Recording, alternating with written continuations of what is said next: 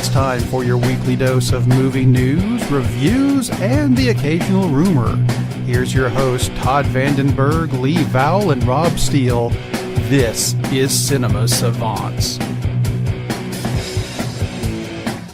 And coming up in this week's show, Lee is going to interrupt me again. No, I'm just kidding. I actually haven't written an intro, but we've still got stuff to cover. Because lots of things happened this week, but none of them were frankly that big. But lots of them were little. And that's where I'll start. I'm going to start with the Scooby-Doo thing again. Because my kids have been watching the Scooby-Doo movies from the 70s again, because we watch those periodically. And there's one with the Addams Family, right? Because that's who's guesting. And I wondered who was doing the voices, if they actually got the original Addams Family to do the voices, and they did, except for Wednesday and Pugsley, because they grew up and their voices changed. Who knew? The person who did the voice for Wednesday is someone I've never heard of before. Guess who did the voice for Pugsley? Because this is just Mike weird. Farrell.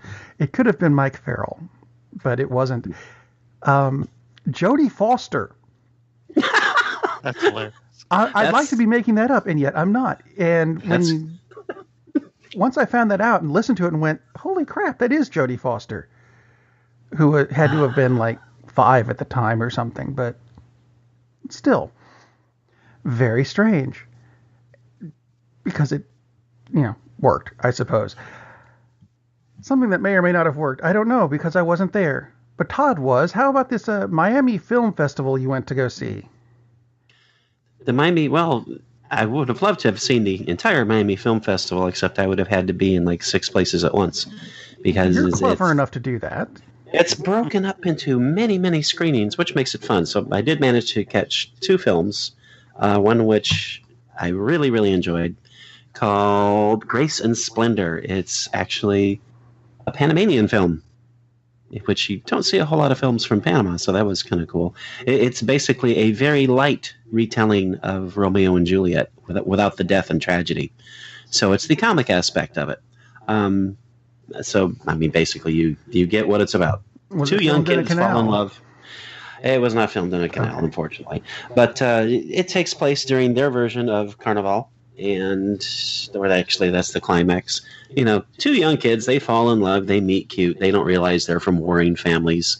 The thing that their families are at war over is basically a beauty pageant.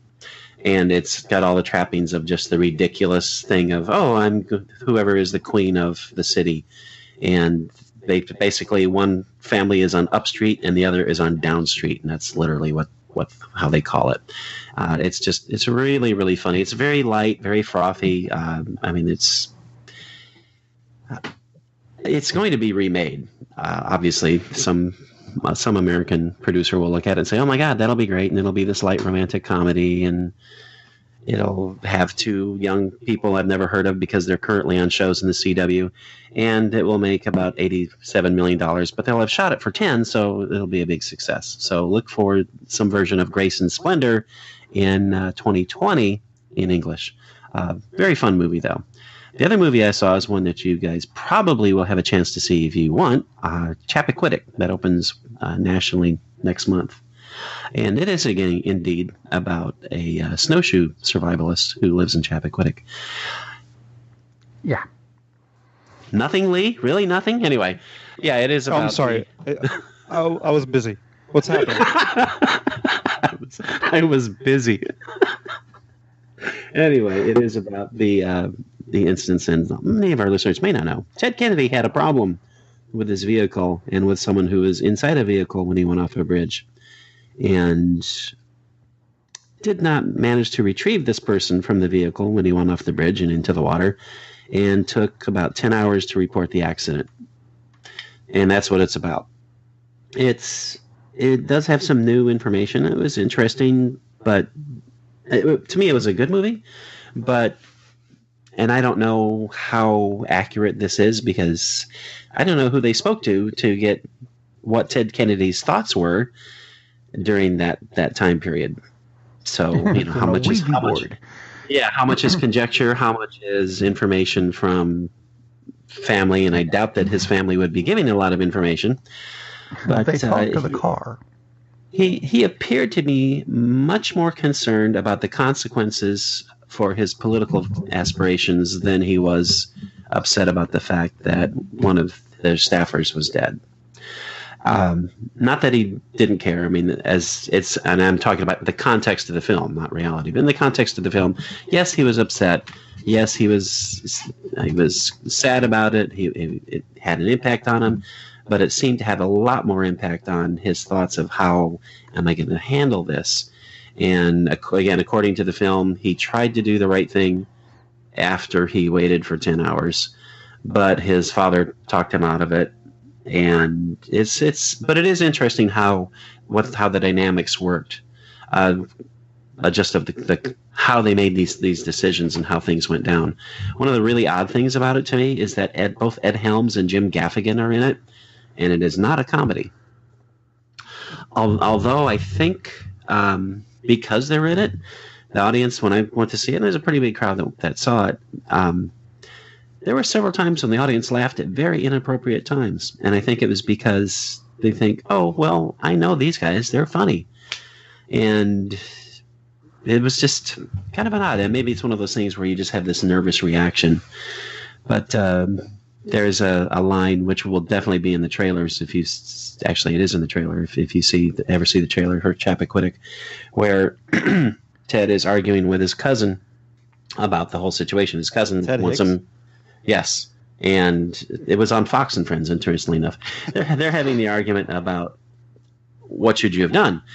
And Kennedy is like, well, all these great leaders, they had flaws. Moses had flaws, blah, blah, blah, which is what a bizarre argument anyway. And his cousin says, yeah, but Moses didn't leave a body at the bottom of the Red Sea. And a lot of people laughed because it is kind of funny, and it is Ed Helms, but it's not a very funny situation at all. So it's just odd audience reaction in several points. It's a good movie. If you're not that familiar with the whole thing of Chappaquiddick, yeah, it's definitely worth seeing. But of the two, I would definitely see Grace and Splendor, which you probably will not have any chance to see unless, of course, you live in Knoxville, Tennessee, because I'm sure it'll be at Downtown West because they play lots of cool movies. So those were those two films. As far as the festival experience, there really wasn't any. They just had, because I didn't go to any of the shows or anything. It was just, these were just theaters where they had screenings. They had screenings at about half a dozen theaters all over town for 2 weeks.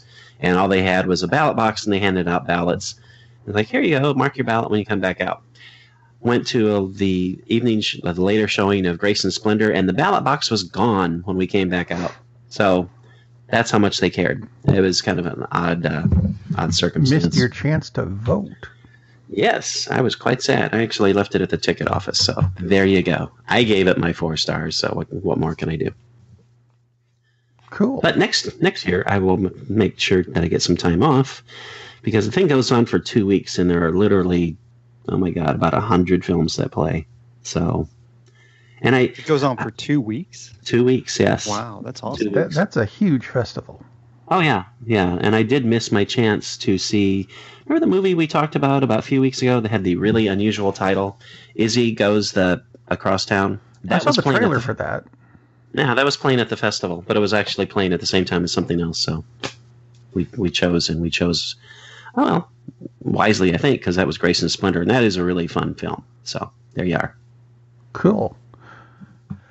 Any Ghibli showings? Unfortunately, there were not. Oh. Even though they did have a children's section, basically, of the film festival. So. See, I asked because I sent you a link, and I don't know if you got it or not. Another Studio Ghibli thing was, I guess, unearthed this week. The music video. The music video, and I'm going to mispronounce these names, Chage and Asuka, which is probably mispronounced. But Hayao Miyazaki and Studio Ghibli did a music video. Which, did you watch it? Because I had seen it before, but it had been a while, and I had no idea it was actually a Ghibli thing.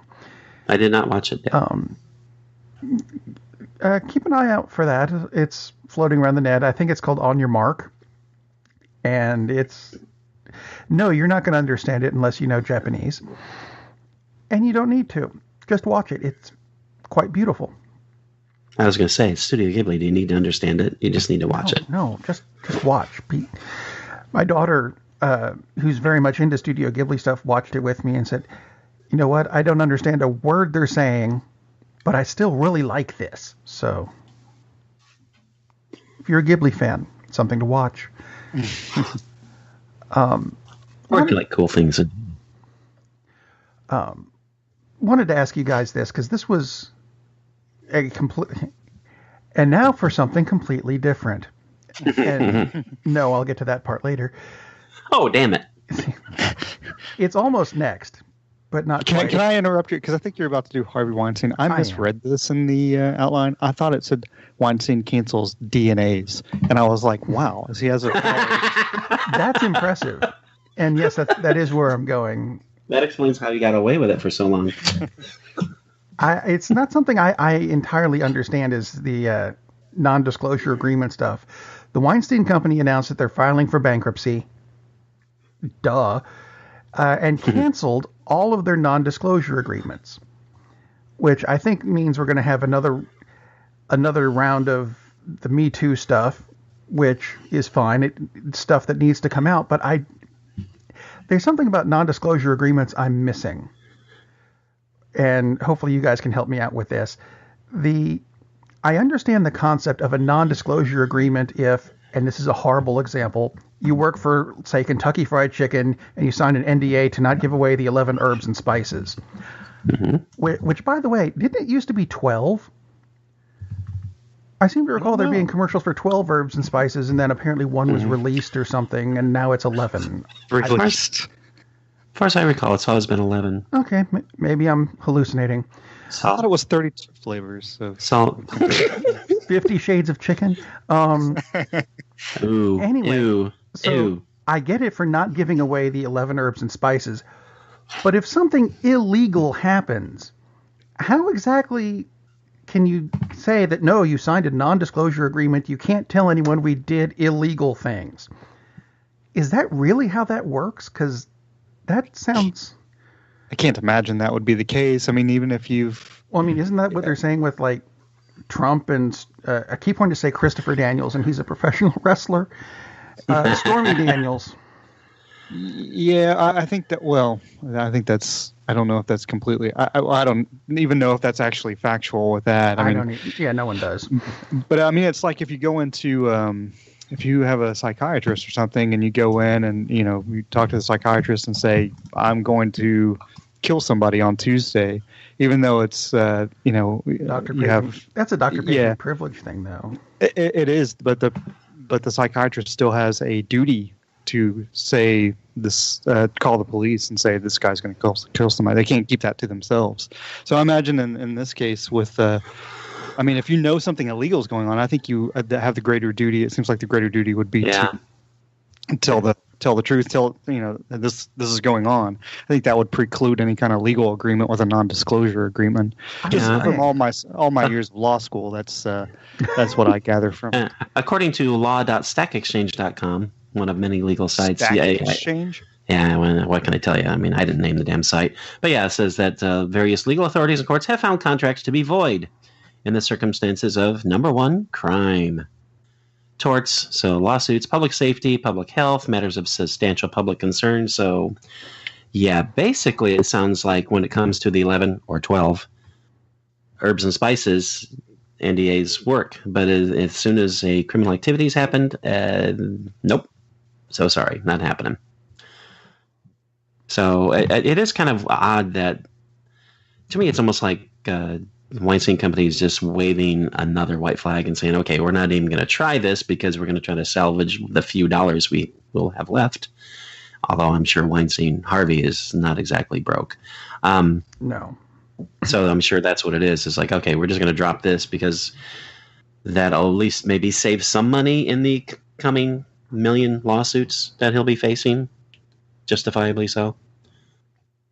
Okay. Gee, if only another sexual predator would drop his attempted NDA, which is comical. Is like he's been making people sign NDAs that are working for the government. And it's like, dude, that doesn't really work. That's not even remotely enforceable or legal. So, what a idiot. Anyway, back to movies, which are more fun. Back to, yes.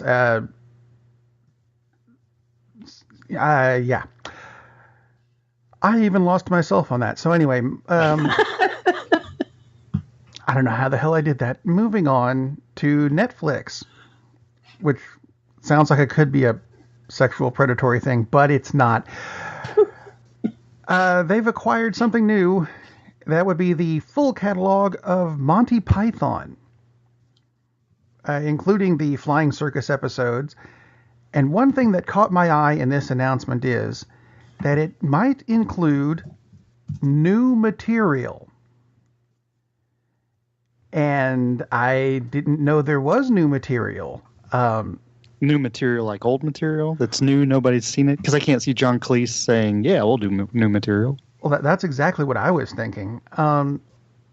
It was not specific. It did mention, however, Eric Idle's 2012 stage production entitled Eric Idle's What About Dick? Which starred Russell Brand, Billy Connolly, Jane Leavies, Tracy Ullman, Tim Curry, and Eddie Izzard.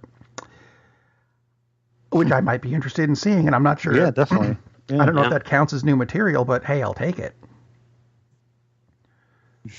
That's... See, there's no time frame yet for the U.S. though, unfortunately. So you'll have to get a VPN so you can watch the British Netflix. Because in Great Britain it starts on April 15th, tax day here. So we're screwed for now. Yeah, I mean, I would be interested to see what the new material. I mean, because I personally own all the Flying Circus DVDs and the bonus footage that comes with that box set, and then I think I own all the movies as well and the bonus material that comes with. I mean, there's on the. So you don't care about this story at all, says. Well, no, I mean, look, it's over there on my shelf. It's well, I mean, it is more easily accessible instead of me having to go over and, lazy bum I am, and actually take it out of the packaging and put it in the Blu-ray player. I mean, I can just click on the TV and there it is, but no, I mean, it's hopefully, I mean, obviously Monty Python to me is worthy of a larger audience. So hopefully people that haven't seen Monty Python, this is a really good way of getting exposed. That doesn't sound right, but getting exposed we to can Monty. infect a new generation. That's right. Yeah, here we go. That's right. Yes. Being exposed reminds me of the one skit from Flying Circus where the guy's like exposing himself, but he's not really exposing himself. No, I mean, it's hopefully for a younger audience who doesn't even know what a DVD player or Blu-ray player is. It's they would have easy access to it. Hopefully, because it's, to me, Monty Python is timeless. It should be watched by just like Chaplin. It should be watched by all ages. Well, not 3-year-olds per se. But. If you're going down a mountainside in Seattle on a 40-mile-an-hour circular snowboard, you could actually be watching Monty Python's Flying Circus on your phone. Yeah. Which is hard to do with your DVD player. And then I crash into the snow, and then I say, "It's," and then. This is just more evidence to me that Netflix will soon be ruling the planet. I mean, this is awesome news. I think that's fantastic. I don't care. Personally, Netflix can own the rights to everything. I'm fine with that. It's terrific news. I mean, it's the convenience for us who love Monty Python and can quote like half of the show, all of the shows by heart, or everybody's especially sing along. like you said. I'm a lumberjack and I'm. But yeah, the exposure for, oh my God, here we are, that word again. Anyway, infection is better. And the infection for new audiences. Avoid exposure, especially after the Weinstein story. Yeah, we probably need to move on from this. It's just getting worse. Okay, in that case, speaking of old stuff. Infected? Yes. They're starting to film the Indiana Jones sequel, number 5. Thrilling. Next year in April for a release in, they've got a date already, July 20th, 2020. Is Harrison Ford still going to be around by then? That sounds horrible of me, but...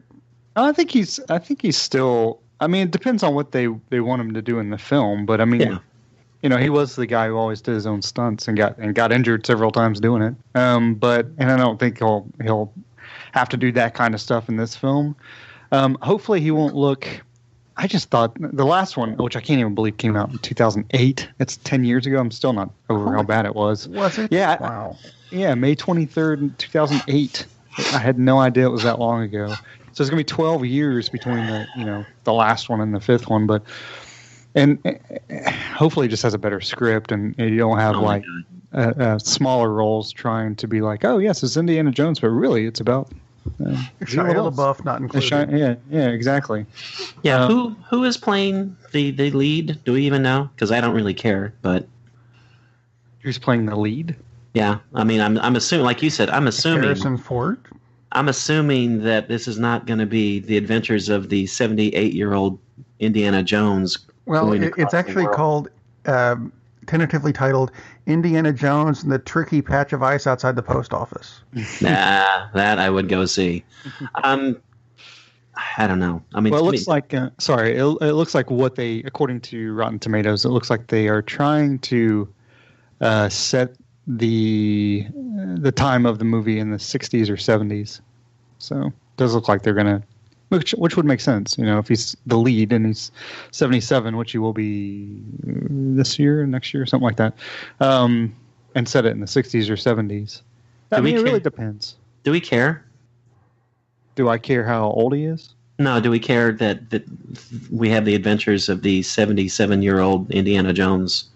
I mean, the character is very interesting. I mean, clearly one of the classic characters ever and classic performances because he created it. It's not the script, it's him. True. But I mean, the storyline, it's just the last one was, God, those anthills, it was so horrible. It was terrible. It was terrible. But I mean, since he can't really do a lot of those stunts and he shouldn't need to, I'm just curious what kind of a movie, or it doesn't seem like we would be getting an Indiana Jones movie. I heard a rumor a long time ago about the so-called fifth movie where it's going to be Harrison Ford doing a narrative and the whole movie will actually be a flashback with Chris Pratt playing Indiana Jones. I don't know how accurate that is. I have not seen that. And that's my question, because if it's that kind of a thing, who is playing the actual lead, the person who goes through all the, and God, Shia LaBeouf, no, please no. I've actually heard Chris Pratt is attached to it, but I don't know how accurate that is. Actually, I think it's Chris Pine and Chris Evans. They're playing dual roles. It's Chris Hardwick. Chris Hardwick. I would watch Chris Hardwick as Indiana Jones. I don't know why. I guess just to punish myself. But,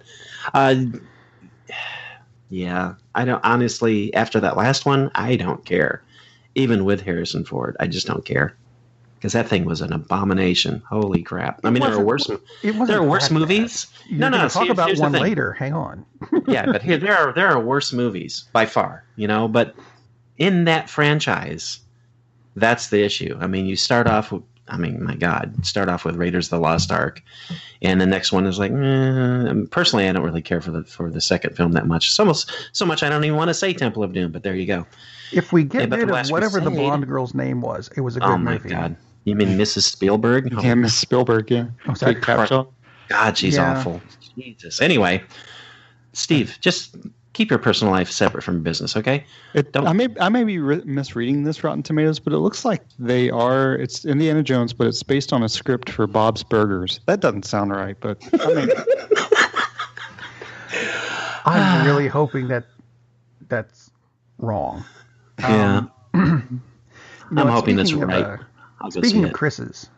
Chris. Yeah. Chris this makes me sad.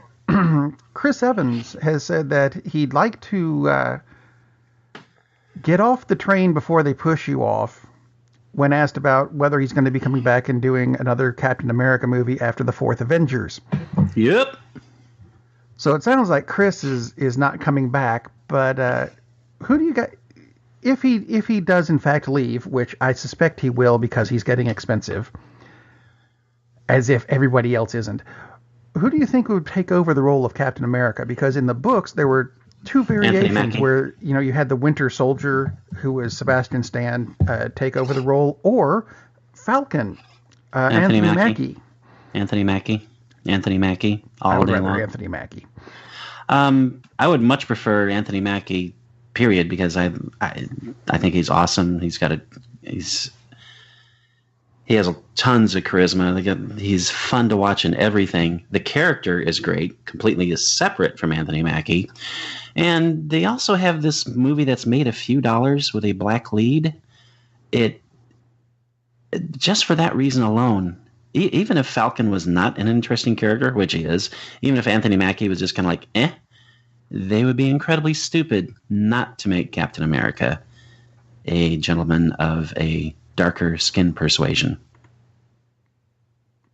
I loved the idea of Anthony Mackie taking over the role. I think it would be awesome.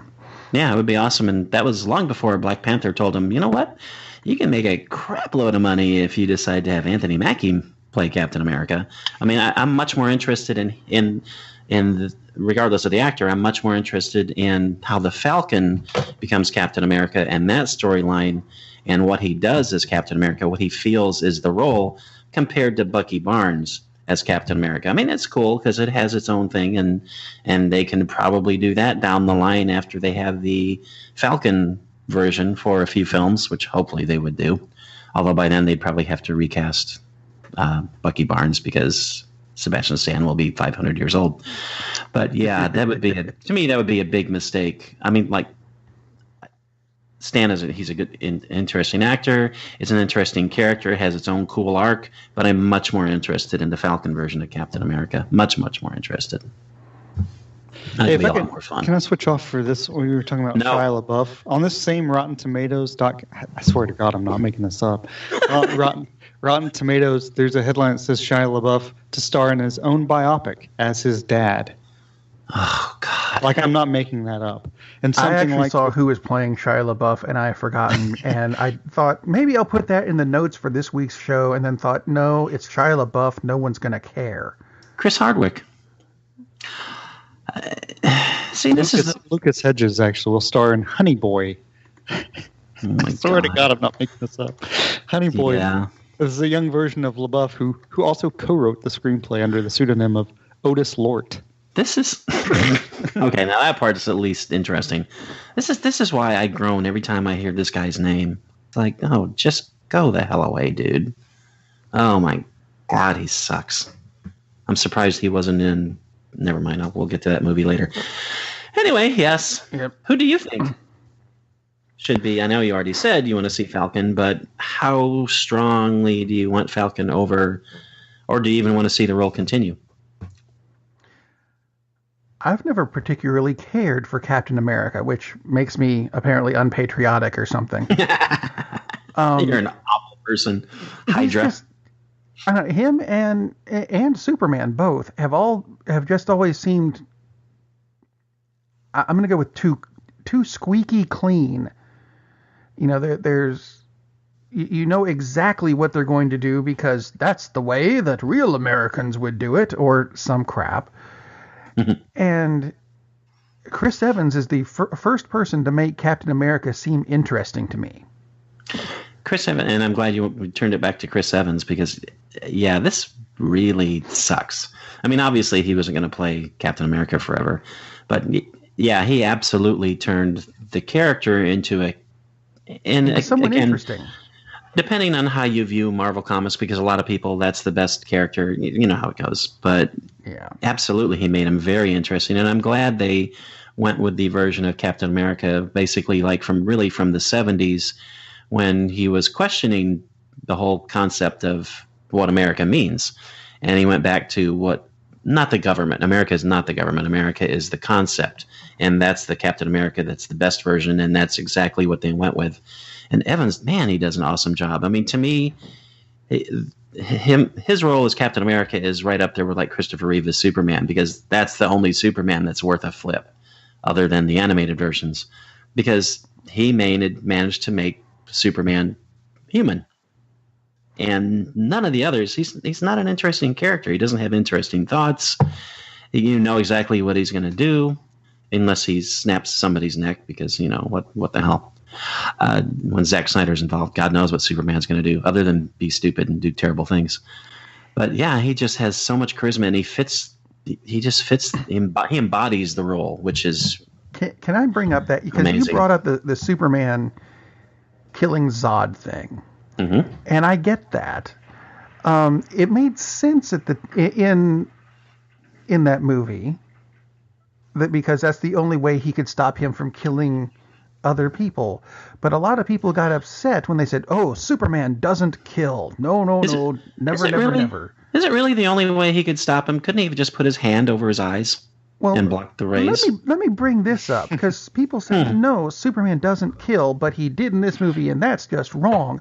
Let's go back to the last time Zod was in a movie, which was with the Christopher Reeves thing, Superman 2, tricked him into going into the Fortress of Solitude, stole his powers, punched him in the face, knocked him off a cliff, and killed him.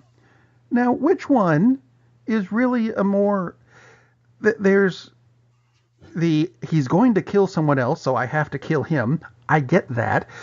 And then there's I've stolen his powers, I think I'll kill him now, Superman. But it's Christopher Reeve. He's fun. And... sorry, that's just something that bugs the crap out of me. Well, to me, the whole thing about him killing Zod was because it was the easy way out. And it wasn't I don't think it was so much a choice as like, well, this is the only thing I can do. And it's like, why would Superman be forced into something the only thing I can do?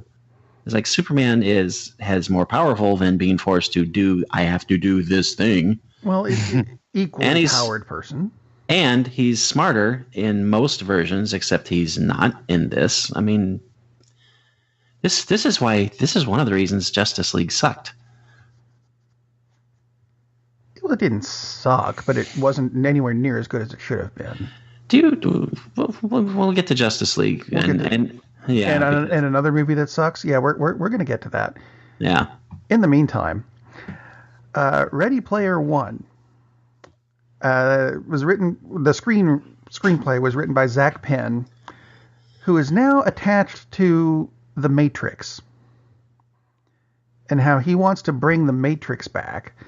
And it's not going to be a reboot. It's going to be, part 4 apparently, or possibly part 5, because he says he considers Ready Player One, the virtual reality they have in that, to be a very early version of The Matrix. So The Matrix and Ready Player One could be part of the same universe if it weren't for that pesky "we're in 1999" thing that they brought up. Yeah, that's just a selling point for Ready Player One.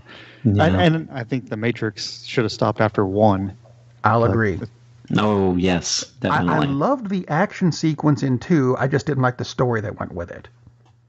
Yeah, the car chase would have been nice. They could have just filmed that and it was like, oh, we're going to release this and you'll be entertained for 20 minutes instead of bored for the other 2 hours. Right.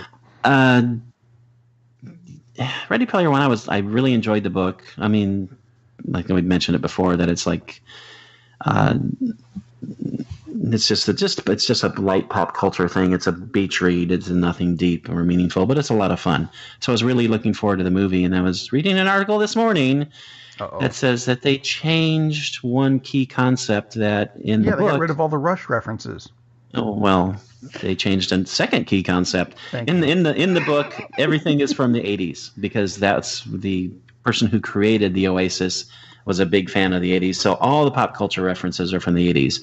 Well, in the movie, they updated it because, why restrict yourself when you don't have to, which makes sense. I get that. But they did make a very interesting point. Apparently, pop culture stopped in 2017. So here you are in the future in 2049 or 20 whatever year it is, sometime in the 2040s. And there is no future pop culture reference to things that haven't happened yet. As they mentioned, I think Matrix Babies or something like that, which would have been some horrible TV show that they came up with as a concept. And it does make you think, it's like, okay, so this guy apparently was a fan of pop culture up until a certain point, but they don't even address it in the film. Like if they had just said, well, he went into a coma in 2017. And this is why all the pop culture, it just kind of like sits there. It's like, that's kind of weird.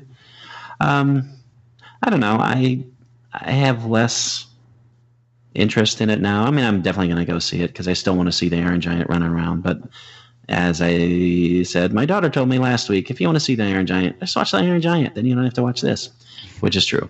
So I will be well, going we to watch see it movies, on so Friday. you don't have to. I will be there Friday night watching Ready Player One. twin bed. What's on a twin bed? On the twin bed. That would be awesome if they actually had that in the That'd be movie cool. theater. That'd be cool. That's the next step. That is. Instead of viewing pods, they just line the theater with twin beds. It's a breakfast in bed. It's a new concept. Waffles, chicken and waffles. Yeah. Chicken and waffles. Your ticket is $80, but it does include the chicken and waffles. Meanwhile, Poor Rob. wow. Can I say that? So, again, I just want to say, taking out the Rush references really, really makes the movie much better for me. I'm totally joking. Yeah, I'm moving on. Somewhere between all the references in Ready Player One and when The Matrix happened, there were the Spice Girls. I bring this up for a reason. I'm glad. They're reuniting to make an animated superhero movie. Oh, jeez. Oh, I heard about that. That's right. I didn't know it was animated, though. I thought it was just another movie. I didn't know it was an animated. No, it's allegedly going to be animated. They're shopping it around for potential production partners. Warner's will do it. They'll do anything stupid. Yeah, they'll make it part of the DC universe. Did we really do we need this? I understand making a girl-powered theme animated superhero movie because that's popular now. Fine. Do we need to use the Spice Girls to do it? No, but I Okay. don't think we ever needed the Spice Girls. Spice Girls. Quite Spice quite Girls? true. It sounds weird when I say it out loud. Spicy girl. I mean, Spice World is a phenomenal film, really. Beautiful. It's a beautiful thing. It's very strange that I pulled up the Spice Girls story, and one of the ads along the side is the official trailer for Chappaquiddick. There you go. That ties in perfectly. Wow. Okay, moving on to casting news. I suppose I loved the way this story was phrased. People are really enjoying Matt Ryan's Constantine being on DC's Legends of Tomorrow. So much so that, and this is the way the story is phrased, he will be a regular on Legends of Tomorrow if the series is renewed for a fourth season. Oh, jeez. I'm not sure that's exactly the way it should be phrased. That just, I don't know, struck me as funny. Cagney and Lacey, which I've brought up a few times, not that I actually cared about it, but they keep coming up with some interesting casting news. This week, the police chief for the Cagney and Lacey show is going to be, has been cast as ving-rhames, who I wouldn't have expected to see on TV again. That's cool. Oh, that's sad. Well, his career's really gone downhill. That's what I was thinking, unfortunately, but that's still cool. That makes me want to watch it. I'll watch it just for him being angry at them. that's what I was thinking as well. That could be cool. Only if he plays the role like Marcellus Wallace. That would be Oh, let's see. And he calls them both Butch. That'd be great. Butches. I just wanted to say F pride to them. Yeah. Right. F pride. And then there's Men in Black 4. And we knew that Chris Hemsworth was going to be one of the Men in Black in the new movie. The other one is not so much a men as it is a woman. Because apparently Tessa Thompson, who played Valkyrie in the last Thor movie, is going to be his partner.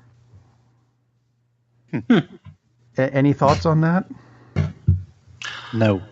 My only thoughts are if the script is like Men in Black 3, that's cool. If it's like Men in Black 2, then it's not cool. Men in Black 3 was fun, but although the main reason it was fun is because James Brolin decided to become Tommy Lee Jones somehow, and that was awesome. That was easily by far the best part of Men in Black 3.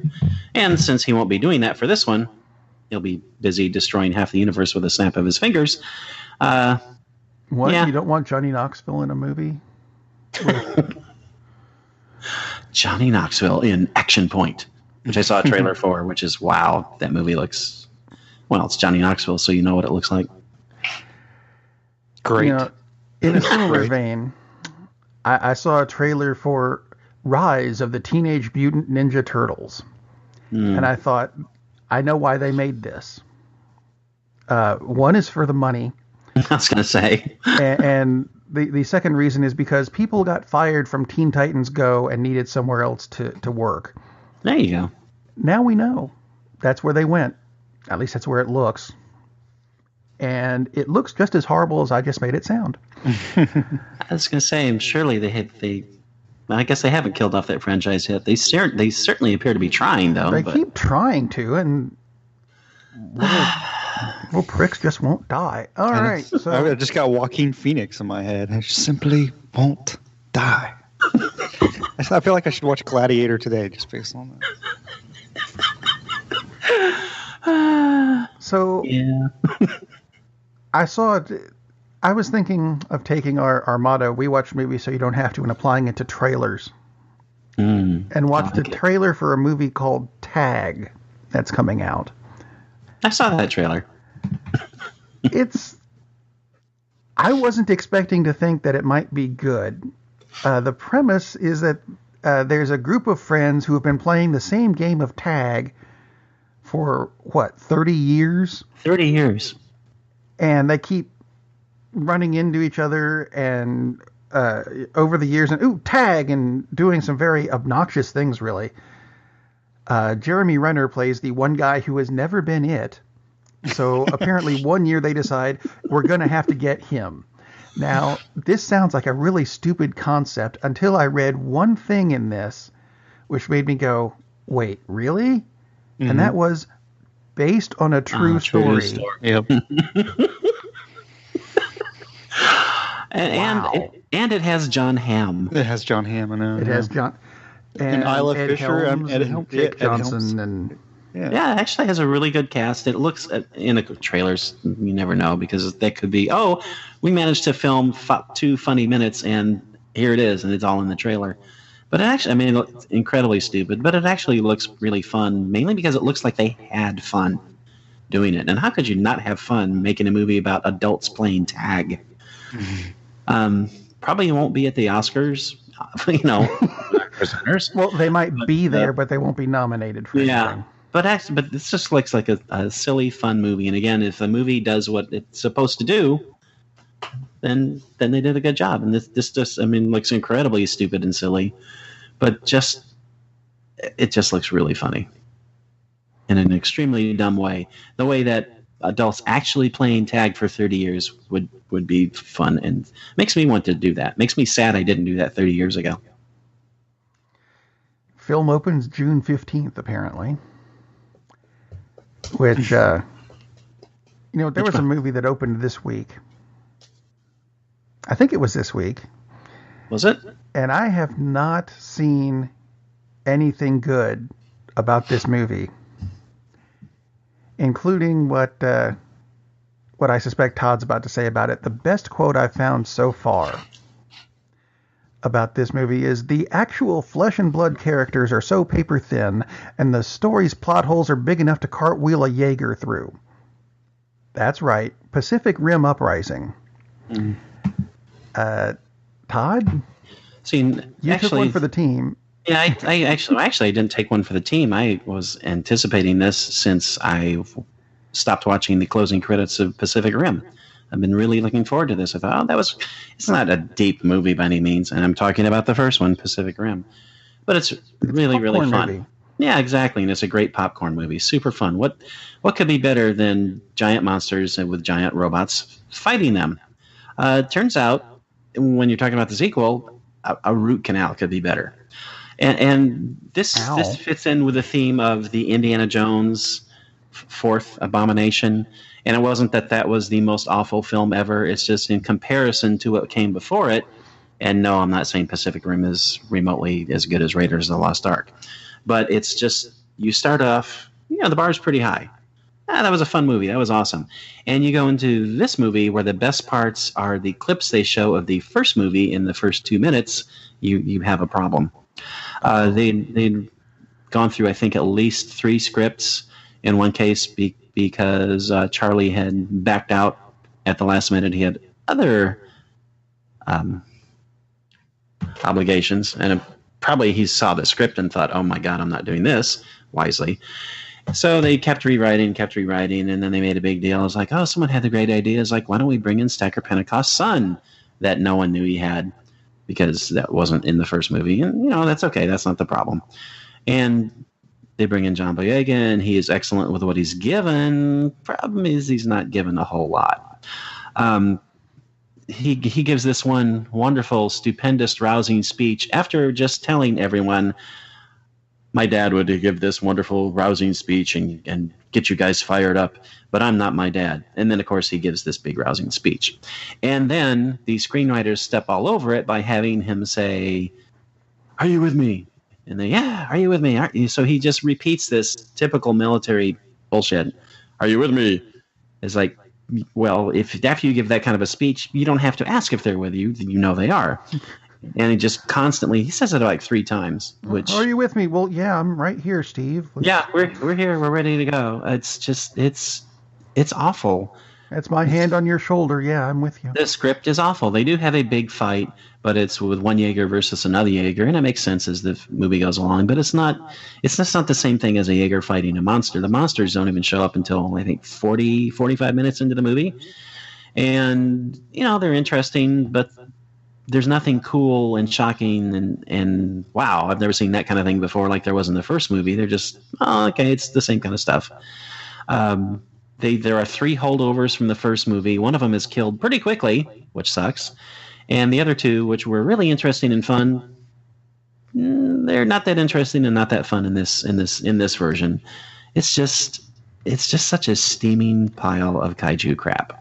And if this had been the first movie, it'd be, oh, okay, that was kind of cool. That's all right. But it's a really, really bad stale popcorn movie. It's the stale popcorn that you find underneath your seat from the previous screening of the movie. Stuck to the floor. The popcorn movie. Yeah, it's just bad. It's just really, really bad. And again, it's not the actor's fault. He's good with what he's given. Scott Eastwood is the co-lead, and I realized at one point, because I didn't even know that was him until I was like, wow, that looks a lot like Clint Eastwood. Oh my God, that's Scott Eastwood. And he's good with what he's given, but damn, would have been nice if they'd actually had a script. A classic instance of, you know what, if the script's not working, stop trying to force it. Maybe come back in another 2 or 3 years when someone's actually done something worth a flip. I'm kind of shocked that Guillermo del Toro even put his name on as a producer, because I mean, judging on this, I don't think he bothered watching any of it. The Shape of Jaeger. Oh my God. I mean, this is just so unlike his movies. Although it could be better if you had some Jaeger before you actually went in to see the film, right? So I should have had about a where pint did of that Jaeger. term come from, by the way? Jaeger? Yeah. Jägermeister. It's a I'm liqueur. not that one. Yeah, I don't know why they went with player for the names of the giant robots. I don't know. It's just, God, this movie's bad. And the fact that this is the movie that's going to knock Black Panther off the top of the heap really The pedestal. really pisses me off. Well, apparently it's going to. I mean, it's because it's, even though it's has a very underwhelming opening, like 26 million is what. Oh, I saw 10 million on Friday. That's But- bad, so Yeah, that's what they're expecting, around 26 for the total. weekend. Yeah, Oh, that's terrible. Yeah. absolutely, it's awful. It only It's- cost $700 billion to make. Yeah, it's absolutely terrible. But I mean, Black Panther at this point seems like it's been out since 1987. So eventually something was going to knock it off. I think that was when it was supposed to have come out in the first place. Yeah. With Wesley Snipes wanted to do it, but they kept saying no one will follow, no one would buy it. So back to more fun news. Yeah, Black Panther actually is now the highest grossing Marvel movie ever at the domestic box office, which is incredible. $630 million. I mean, that's just sick. That's amazing. Still amazes me that movie has done that well. What is it at 1.2 billion worldwide? 1.211. I mean, that is just so cool. Makes me happy. Yeah. I'm hoping Sherlock Gnomes gets there as well. I don't have high.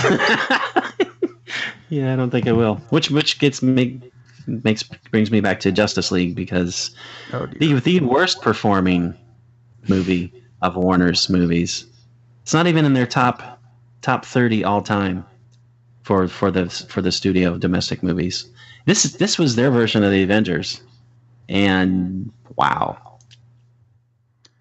that's pretty pitiful. And what's sad is that this is actually it's not a bad movie. It's an okay movie, but because crap like Batman v Superman and Suicide Squad put such a bad taste in people's gut that it's like, no, I can't deal with this.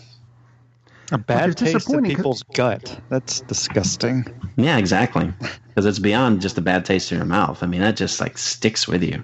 I didn't think Justice League was great, but I thought it was entertaining. I mean, obviously there's some things lacking. I don't really like the whole Superman dead and Lazarus. But it's, I mean, I still thought it was entertaining. Yeah, I thought it was an okay movie. It's not, but compared to virtually any Marvel movie, it sucks. It's not that it. Well, that's just it doesn't. I don't think it sucked. I just don't. I think the problem with it was that these are characters that everyone grew up with, and so we set expectations for it. Exactly. And it did not get there. Expectations that were reinforced by virtually any episode of the animated version of Justice League or Justice League Unlimited, or almost any of their animated films. Yeah, that's the problem. Is we've been talking about it the whole show. Is the expectations. You know, if Justice League had been the first movie, it's like, hey, that was pretty cool. That was good. You know, it's not that it's bad. It's just that, wow, this needed to be better. This needed to be, you know, the Dark Knight instead of the Dark Knight being the Dark Knight, and it's nothing close to that. Maybe we should have gotten Studio Ghibli to do it. They should have gotten anybody. It's like Warner Brothers at this point. Really, why have you just not given a call to Bruce Timm and Paul Dini and said, would you please save us from ourselves, instead of, oh, now we have a new team running the division. I mean, they've gone through like 3 studio heads for the DC division now, right, in 3 movies. I get Jeff Johns being one of the people in charge, because he's one of the guys for DC who makes the characters to begin with, and he's actually doing a pretty good job with the books. It's just for some reason they're not using those stories on the screen, which makes no sense. Yeah, it's really weird, and it really sucks, because it would be really nice to look forward to a DC movie again. And, you know, Wonder Woman. They released a logo for Shazam. Well, that's and yet impressive. I can't bring myself to care about going to see that at all. You know, like New Gods. We were talking about that last week. It's like, oh, we're doing it. Really? New Gods? That's what you're going with? The only character out of that I've ever cared about is Darkseid. Right. And when a major comic book fan doesn't really care that much about the franchise, why are you doing this? And why are you giving it to someone who just proved that she really does not play well with special effects movies? It's like, man, what is the British series? A series of unfortunate events? No, not unfortunate events, of bad decisions. My God. It's really, really sad when you see what Marvel has done and what DC has managed not to do. Like, oh, we'll have a hit. Marvel took characters that people only peripherally were aware of and turned them into major blockbusters, as opposed to DC, who took characters that everyone knows and loves and didn't. Yeah, it's just an incredible job of mismanagement. I mean, holy crap. Behold the ineptness. Of course, that could be part of it, too. I mean, just from kind of more of an outsider's point of view, you expect more from, like, Justice League, whereas the other ones you don't know as well, there's lesser expectations for what the movie should be. Yeah, and that's definitely true. But the fact that they have managed to do it, like they managed to do it with Wonder Woman, which I mean, to me doesn't hold up to like the best of the Marvel movies, but for the DC movies after Christopher Nolan, and which is weird because he's an executive producer on this stuff, and the same thing as with Del Toro for Pacific Rim Uprising. Is like, dude, were you just like signing off on blank check forms so you could sign your check? But it's hard to see how he was. Did you mean really to be attached involved to this movie? Yeah. Or and it could simply be as like, well, okay, we'll have his name on there so it looks good, but we're not actually going to listen to anything he says, because if he said anything, they clearly didn't listen to it. Because man, even The Dark Knight Rises is worlds better than most of the stuff that DC has put out on with the Zack Snyder brand. It's really, really weird and really, really disappointing. Still didn't care for Dark Knight Rises, though. Yeah, and I mean, I liked it, but to me, it fits in kind of like the Justice League thing. It's like, yeah, it could have been better. There's some key things they could have done that would have made it better. My whole thing about that movie was, okay, you're driving around town with a bomb in a truck, and no one can catch up with the truck. Where's the rest of the DC universe? Because there's like, what, 5 Flashes, 2 Supermen, and a Supergirl, and a Martian Manhunter, and what, 5 Green Lanterns now? Yeah, but it was at some point they could have stepped in and gone, all right, the bomb is there, let me get rid of that for you. But it wasn't part of the DC universe back then, because it wasn't part of the whole thing. And then they brought it in. Well, yeah, it should have been, but it wasn't. And yeah, DC just makes some god awful decisions, and I wish they would stop making god awful decisions. And saying, "Oh, we're going to do the new gods," doesn't give me a whole lot of hope that they've figured anything out. Maybe they're going for Marvel's obscureness of character market. Yeah, well, that's true. There are virtually no expectations to live up to for the casual fan. That's absolutely true. Very, very weird. Unfortunate. Okay, so I think we've run out of stuff for this week, though. New stuff. Old stuff. New stuff. Old stuff. Good stuff. Yeah.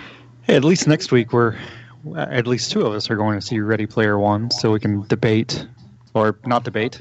Maybe we'll have the same. Maybe we'll like it. Maybe we'll dislike it. So it's something to look forward to. Yeah, I'm just braced for the, hey, Rob, they didn't need the Rush references. They had Depeche Mode. Why would you need Rush? I hope we're in this. One of them has musical talent, and one of them. Their favorite band ever is I know, Depeche Mode. That's why they went with the wise choice. Next week will be so fun. I am going to cut Lee out of the opening credits next week. I hope we are endlessly gushing about how wonderful this film is. That would be fun. It's a lot more fun to talk about how much you loved a movie instead of, man. Next week's episode will be considerably more cheerful. Which, by the way, if you guys haven't used Ultra Cloud or HD Movies, things like that, where you can buy the digital codes that people don't need from their Blu-rays, right now, if you go to Ultra Cloud, blah, blah, blah, just Google it, you can get Daddy's Home for 95 cents.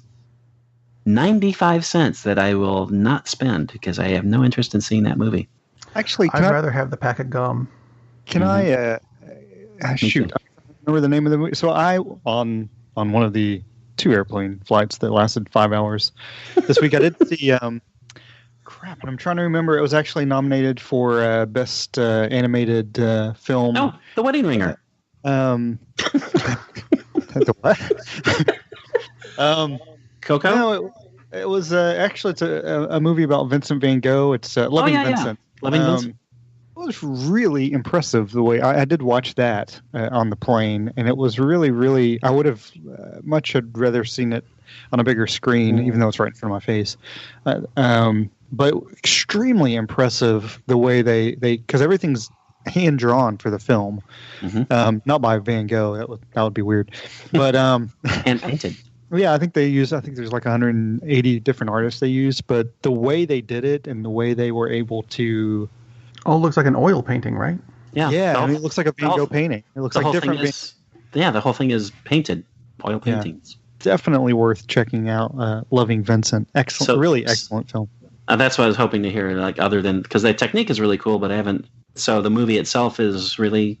Yeah, I mean they don't really pull. I mean you see him, not him cutting off his ear, but him giving the ear to.